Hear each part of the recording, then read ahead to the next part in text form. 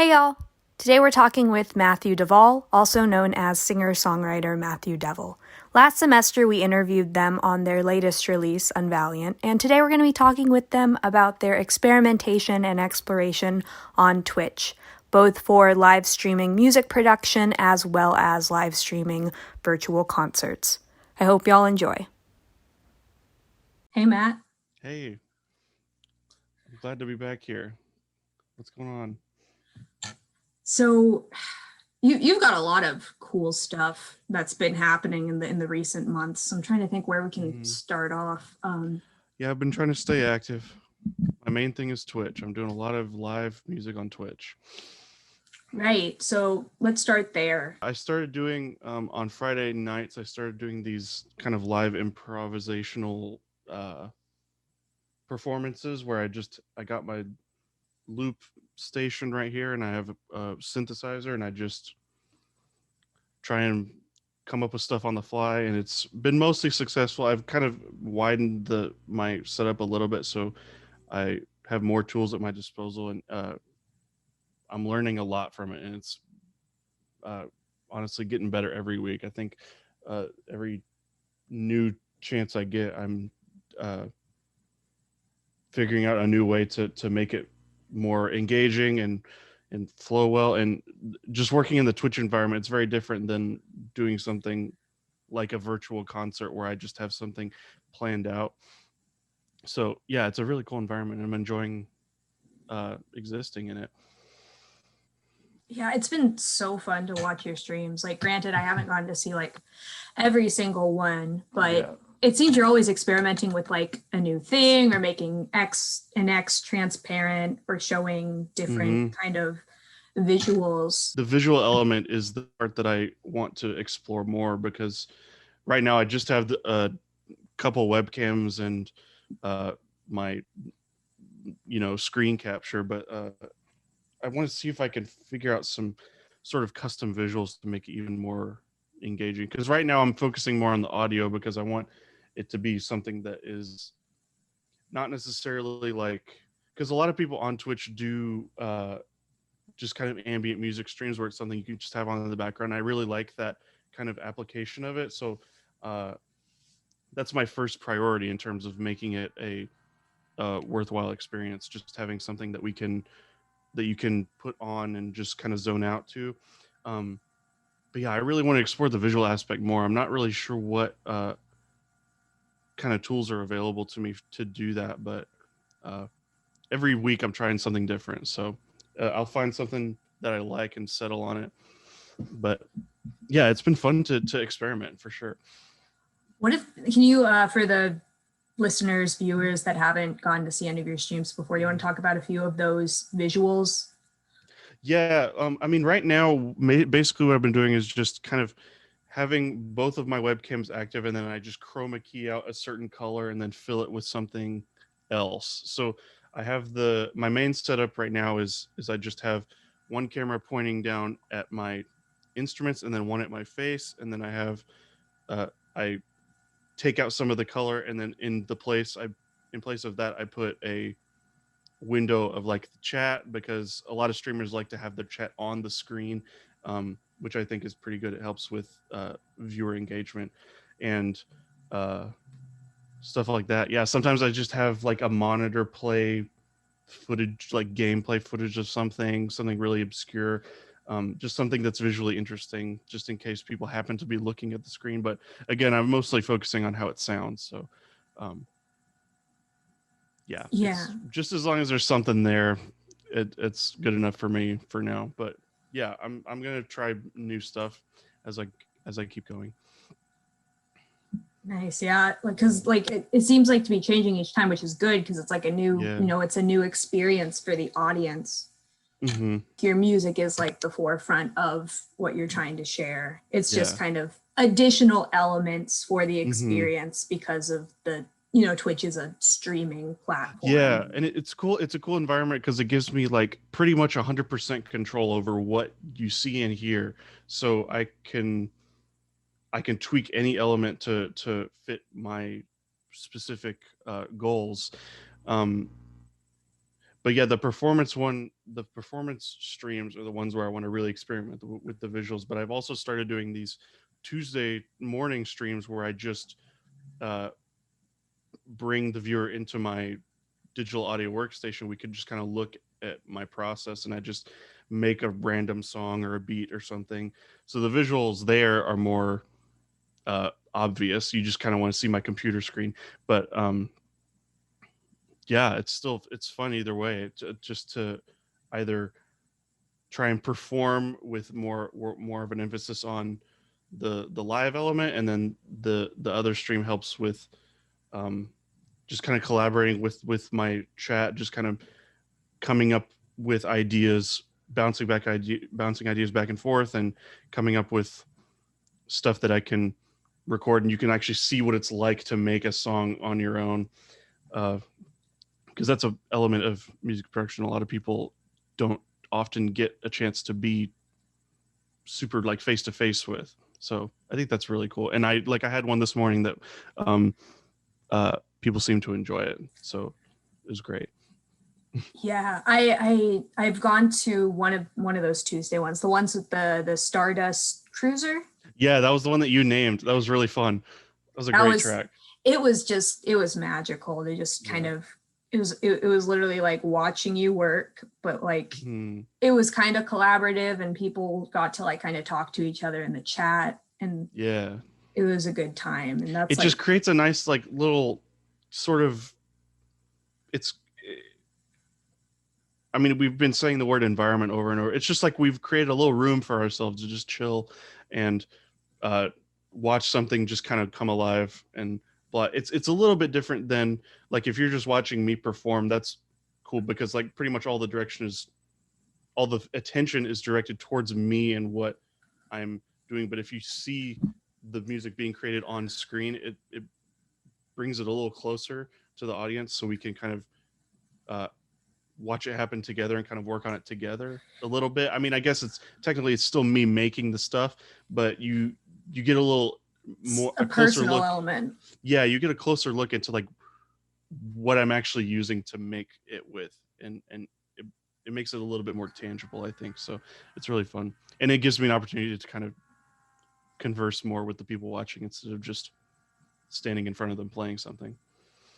Yeah, I like the vibes of both kind of different streams you've got going on right now. And I think you've done a few gaming streams at times too. Or is that I'm trying to fill in the time because the biggest Twitch always tries to emphasize like the best way to grow your audience is to just be online as much as you can during this sort of elongated pandemic time.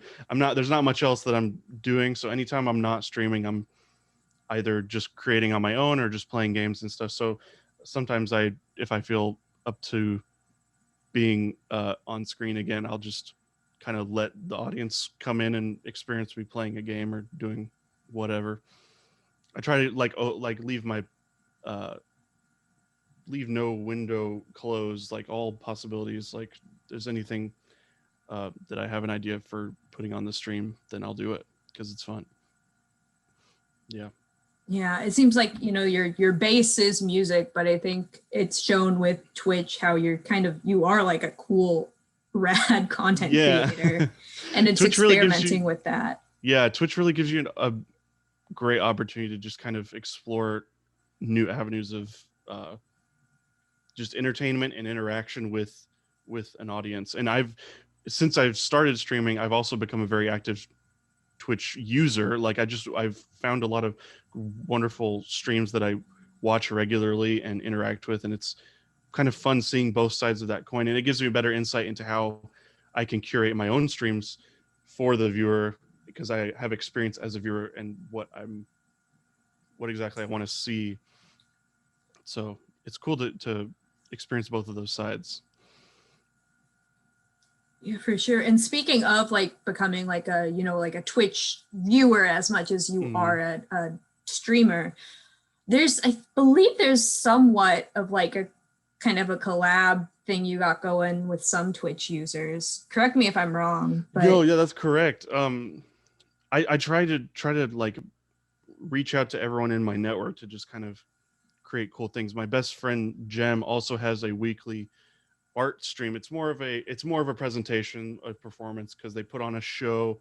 It's more of like a kind of a modern version of a public access program where they've got sketches and stuff where they're drawing and telling stories and singing songs. It's kind of a variety show, and I've appeared on that a couple times. It's really fun to do that. But yeah, it's really fun to have kind of some different streams kind of have crossover appeal. So and it's really cool to see where my audiences come from and what my audience watches and what I watch in relation to them. And yeah, it's kind of just a cool melting pot of creativity. Yeah, because Twitch does like an excellent job, I think, with like, saying we think you might like this person, or suggesting a certain stream after, another big streamer maybe ends. I think that might have happened with one of your streams that I was it's maybe kind of lurking. surprising. It's kind of surprising how easy it is for me to just get on the homepage and see something that I've never seen before that I might be interested in. And another feature that really helps with that sort of stuff is raids and hosting, where one person ends their stream and they send all of their viewers to a different channel, and it really helps with cross promotion, things like that. Yeah, that's super rad. Yeah, and it's a great way for I've been raided once, and it was a really great experience because there's all these new people who have seen a stream that I'm a fan of coming to me. So it's a really cool way to kind of like build a community in that sort of way.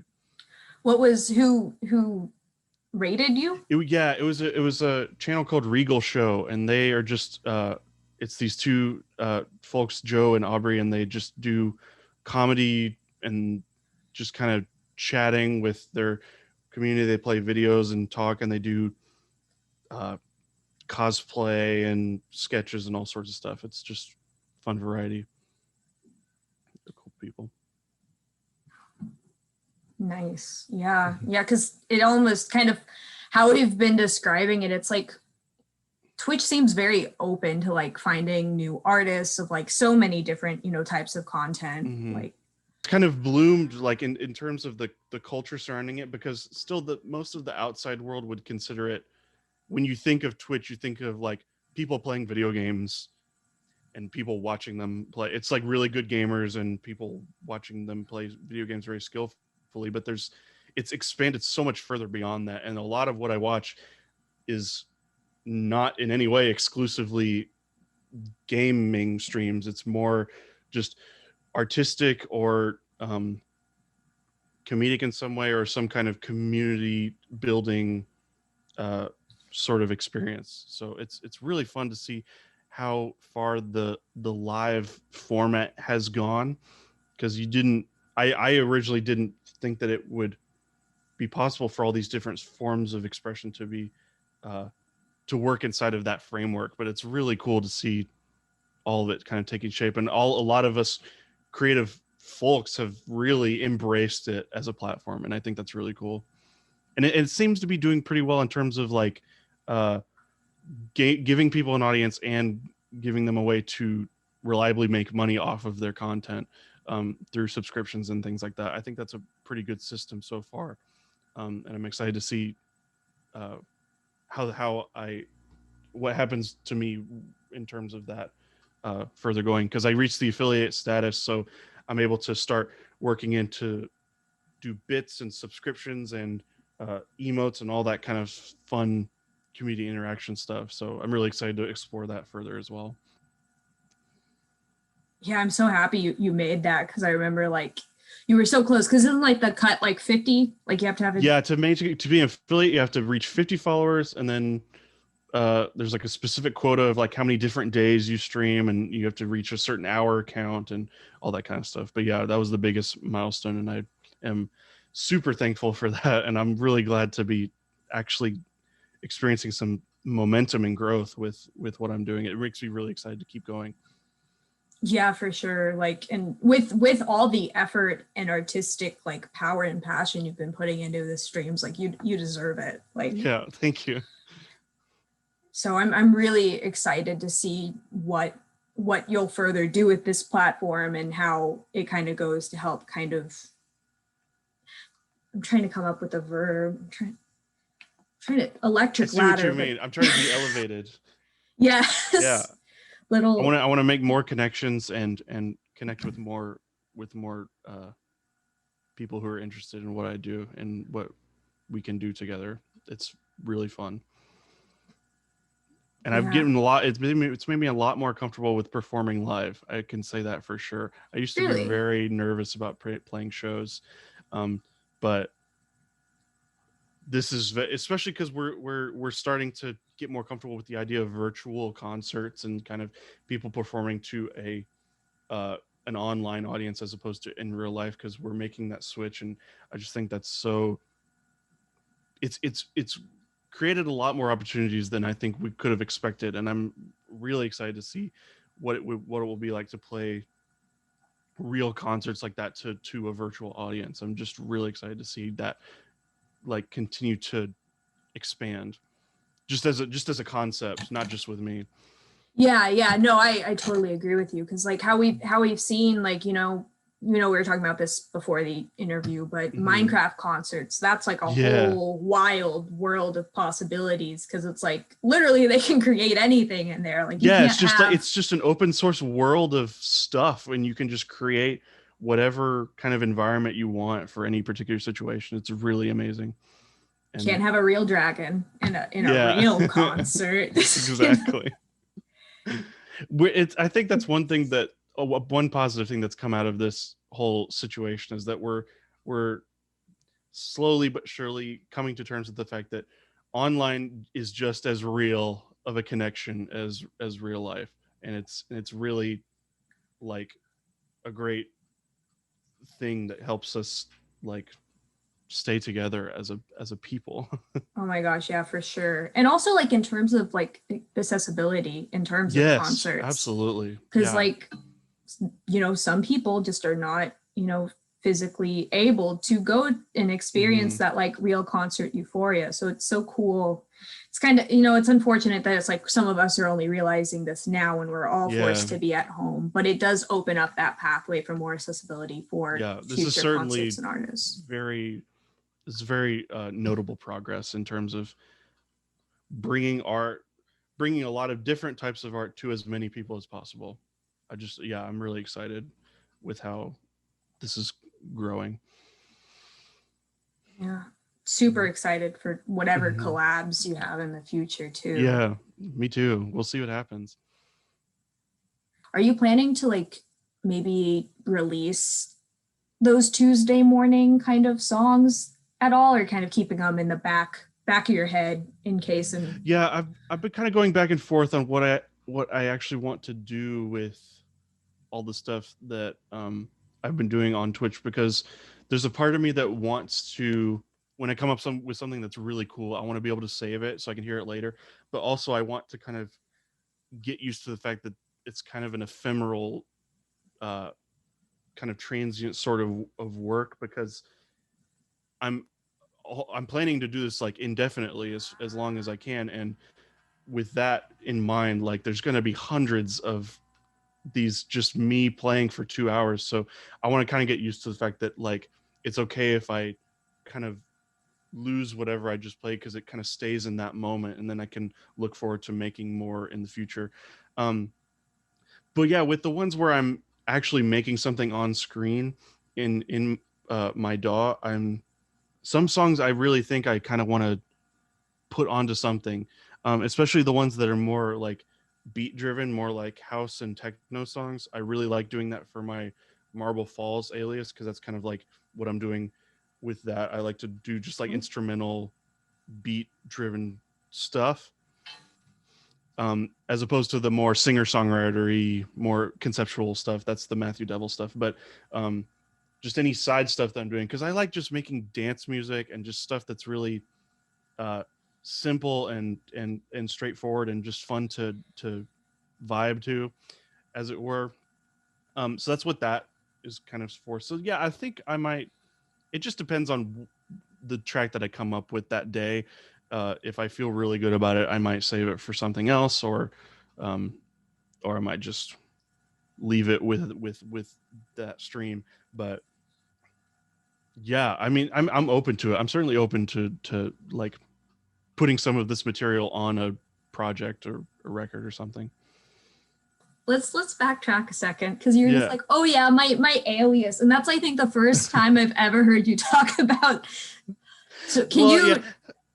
Well, I mean, the Matthew DeVoll stuff is the stuff I really focus on the hardest. But like, I make all sorts of different kinds of music, whether it ends up on an album or not. And sometimes I feel like I've really come up with something holistic enough that I might want to put it on a project under a different name. So along with Matthew DeVoll, which is the most like serious, like the stuff I put the most thought into, I have this other project called Marble Falls, which I just use for if I just make beats. Like I had one project where it was just kind of like lo-fi hip hop kind of instrumentals, and then there was one where I did just kind of dance music, techno music.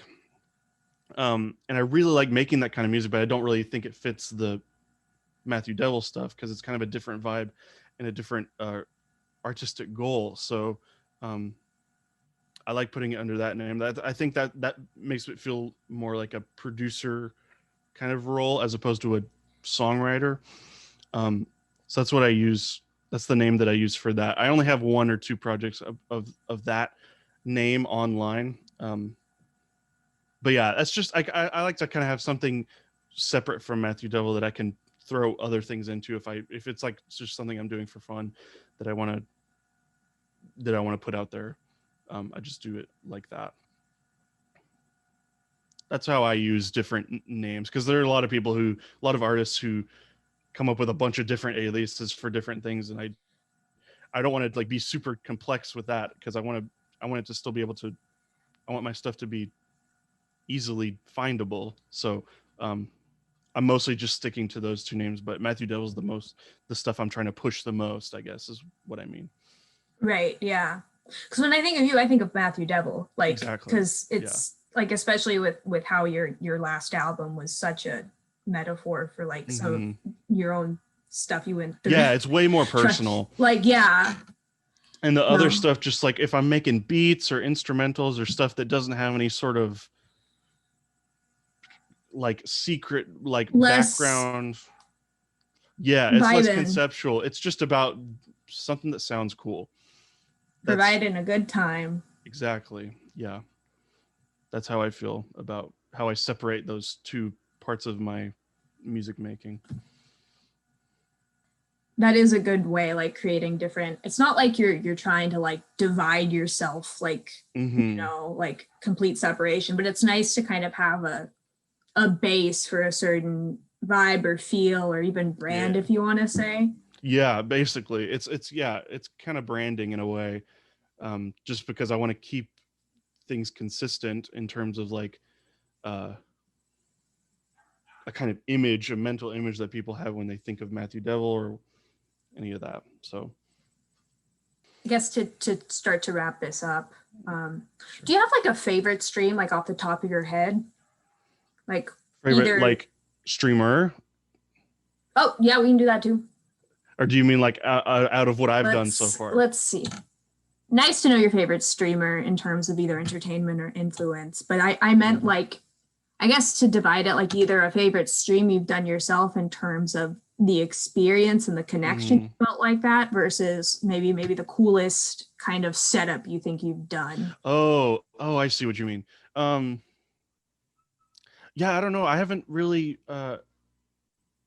picked, like I like both kind of things that I'm doing. The whole beat making one and the performance ones I put a lot more thought into because I have to kind of plan it out to make sure it actually goes smoothly, whereas with the beat making stuff it's a lot more candid and I'm just kind of coming up with stuff with the chat.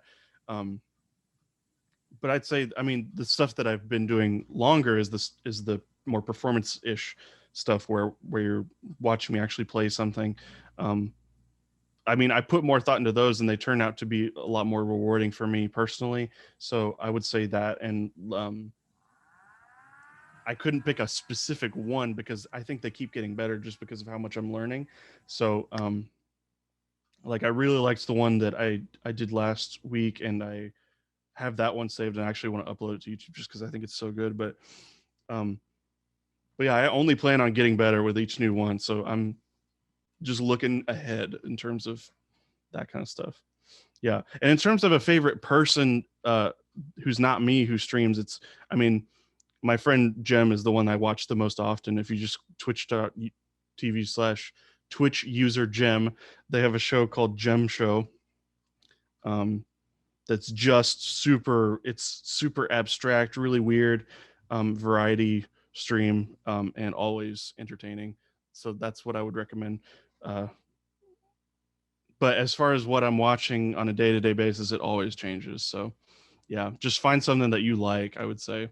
Like I said, the Twitch homepage is really surprising in terms of what it can find for the user. Yeah. There's just so many sub everything. Yeah, and I've still yet to like actually break through the ice and finally see everything. I've just kind of dabbled. So I'm excited to explore that further.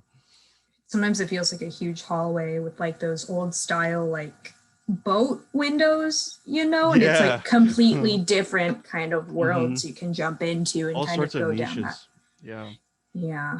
For advice for maybe not necessarily new artists, but artists who are, you know, it's about a little over a year into the pandemic. And even if they haven't, you know, jumped onto the live streaming virtual platform, I feel like it's never too late to try it, you know, because if you don't, you'll just regret it. Oh, yeah. I mean, you're only seeing more and more people start to kind of enter that world. I mean, I'm still relatively new at this. I've been only doing it for a couple months. So,